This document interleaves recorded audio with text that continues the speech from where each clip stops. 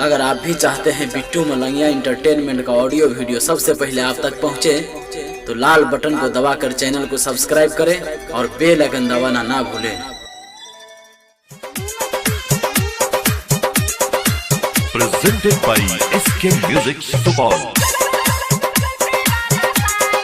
अखन अपने सब सुन रहल छी बिट्टू मलंगिया एंटरटेनमेंट के।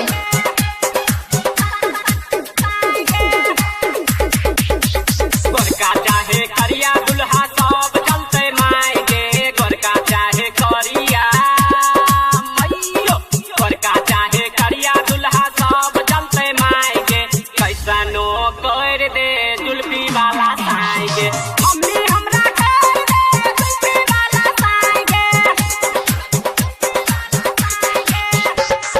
जो हो साले है तो के हम जइबो उमताएगे, जो हो साले है तो मैयो, जो हो साले है तो के हम जइबो उमताएगे, कैसनो कर दे जुल्फी वाला साईगे, मम्मी हमरा कर दे जुल्फी वाला साईगे।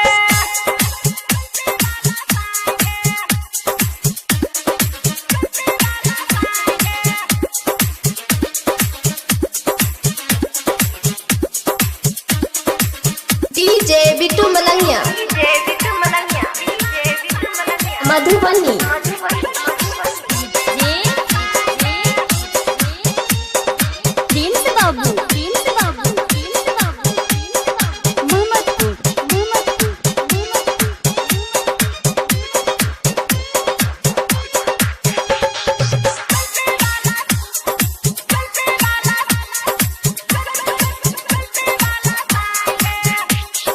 चूल्हा चौका करबो ने हम खाना बनैबो गे खाना बनैबो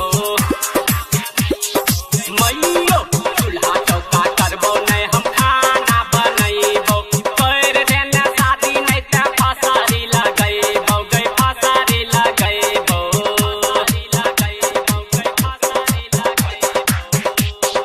डीजे वाला छौरा के बनाई ले जमाई गे, डीजे वाला छौरा के मैयो, डीजे वाला छौरा के बनाई ले जमाई गे, कैसनो कर दे जुल्फी वाला साईगे, मम्मी हमरा कर दे जुल्फी वाला साईगे।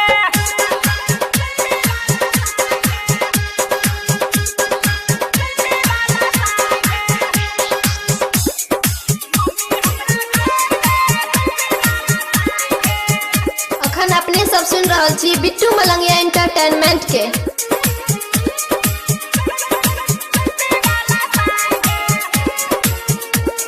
Presented by SK Music Supal।